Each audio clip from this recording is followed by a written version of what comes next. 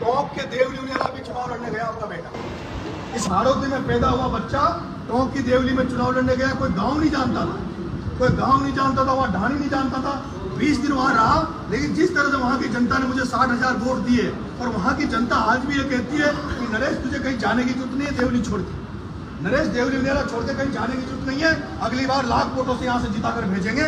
लेकिन मुझे दुख होता है देवली उनियारा की जनता को जितनी मेरी जरूरत नहीं है, इस हाड़ौती की जनता को मेरी जरूरत है। यहाँ बोलने वाला, यहाँ दिखाने वाला, आप लोगों के लिए लड़ता रहूंगा। आज जिस तरह से आपने मेरा मनोबल बढ़ाया, क्योंकि जेल जाने के बाद मुझे ऐसा लगा था कि समझौता के बाद जिस तरह का लोगों ने मुझे दिया, इसके बाद जब जेल गया तो मुझे लगा लोग शायद नाराज होंगे मेरे से, लेकिन आज आपने फिर से मेरी हिम्मत बढ़ाई है, मुझे ताकत दी है। लट्टे सुन लट्टे चढ़ा दे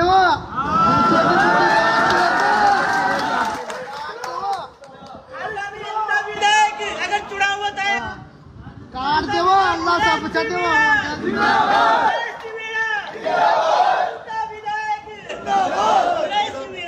नरेश मीणा अब झालावाड़ जेल से बाहर आ चुके हैं। 40 दिन की जेल काटने के बाद में वे अपने समर्थकों के बीच में पहुंचे। ऐसे में समर्थकों को संबोधित भी किया। नरेश मीणा ने संबोधित करते हुए अंता विधानसभा चुनाव की बात की। कहा कि यहां पर उपचुनाव होने वाला है। प्रमोद जैन भाया का नाम लिया और कहा कि उन्हें वे विधायक नहीं बनने देंगे।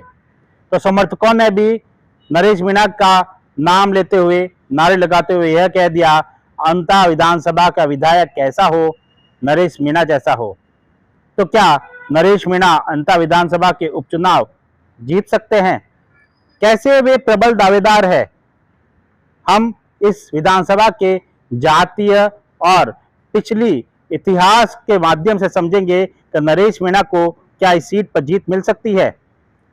दरअसल राजस्थान में पहली बार किसी विधानसभा के चुनाव के लिए मतदान सूचियों का पुनर्निरीक्षण किया जा रहा है। यह पुनर्निरीक्षण अंता में होने वाले विधानसभा के उपचुनाव के लिए किया जा रहा है। यहाँ पर कंवरलाल मीणा की सदस्यता जाने के बाद में अब यहाँ पर चुनाव का बिगुल बज चुका है। पुनर्निरीक्षण का कार्य पूरा हो चुका है। इसके बाद में अब मतदाता सूचियों का प्रकाशन भी हो चुका है। इसके बाद 3 से 17 सितंबर तक जो है आपत्तियां ली जा रही है। इसके बाद 18 सितंबर से 30 सितंबर तक आपत्तियों का निस्तारण कर 1 अक्टूबर तक मतदाता सूची जारी की जाएगी। इसके साथ ही अंता विधानसभा को लेकर तारीखों की घोषणा भी हो सकती है। अंता विधानसभा सीट की बात करें तो पिछले 2 दशकों में यह महत्वपूर्ण रही है। पिछले 4 विधानसभा चुनावों में 2 बार बीजेपी, 2 बार कांग्रेस इस सीट पर जीत हासिल कर चुकी है। कांग्रेस के दिग्गज नेता प्रमोद जैन भाया इस सीट पर 2 बार 2008 और 2018 के विधानसभा चुनाव में विधायक चुने गए और 2 बार मंत्री भी बने। बीजेपी के प्रभुलाल सैनी 2013 में इस सीट पर विधायक बने और वसुंधरा राजे की सरकार में मंत्री रहे। 2023 के विधानसभा चुनाव में बीजेपी के कंवरलाल मीणा प्रमोद जैन भाया को 5000 वोटों से अधिक से हराकर इस सीट पर कब्जा कर लिया। हालांकि बीजेपी के पिछले 2 विधायक प्रभुलाल सैनी और कंवरलाल मीणा स्थानीय नहीं थे और टोंक और कोटा से जिले से थे। ऐसे में बीजेपी में अब इस बार बाहरी का मुद्दा गरमाया हुआ है। तो जातीय समीकरण की बात करें तो अंता विधानसभा सीट पर सबसे ज्यादा माली समाज के वोट है। इसके बाद में ओबीसी और अनुसूचित जाति एससी के वोट है, जो कि निर्णायक भूमिका निभाते हैं। माली समाज से हाल ही में अपनी बैठकों में इस सीट पर अपने प्रतिनिधित्व की मांग की है और जोर शोर से इस मुद्दे को उठाया है। बीजेपी और कांग्रेस दोनों ही समीकरणों को साधने का कोशिश में जुटी है। बीजेपी के लिए प्रभुलाल सैनी उम्मीदवार माली समाज से हो सकते हैं, जिससे माली समाज के वोट एकजुट किए जा सकते हैं। वही कांग्रेस प्रमोद जैन भाया के अनुभव और उनकी पकड़ का फायदा उठाने की फिर से कोशिश कर रही है। लेकिन इसी बीच प्रमोद जैन भाया के खिलाफ नरेश मीणा ने मोर्चा खोलने की बात कर ली है। अगर जातीय समीकरण की बात करें तो यहाँ पर माली सैनी समाज के 20% से ज्यादा वोट बैंक है।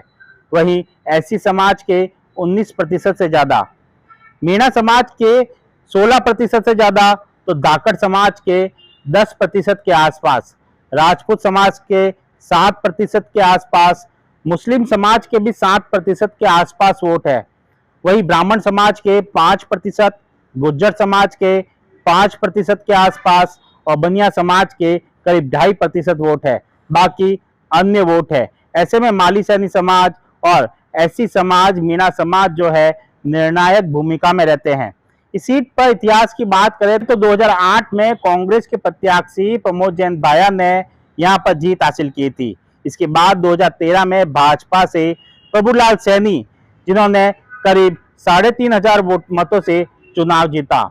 इसके बाद 2018 में फिर से कांग्रेस से प्रमोद जैन भाया ने 35,000 के लगभग जो है वोटों से यहां पर जीत हासिल की। 2023 के विधानसभा चुनाव आए तो इस बार भाजपा ने अपना उम्मीदवार चेंज किया और कंवरलाल मीणा को चुनाव लड़ाया। उन्होंने करीब 6,000 के आसपास वोटों से इस सीट पर जीत हासिल की। माना जा रहा है कि अगर प्रमोद जैन भाया कांग्रेस से चुनाव लड़ते हैं और नरेश मीणा निर्दलीय चुनाव लड़ते हैं तो यहाँ पर पूरा चुनाव जातीय संघर्ष में बदल सकता है। इसका नुकसान कांग्रेस को होगा।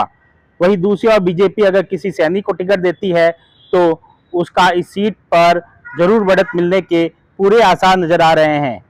वही वहां के लोग और खासकर नरेश मीणा के समर्थक उनको वहां पर सफल उम्मीदवार के रूप में देख रहे हैं।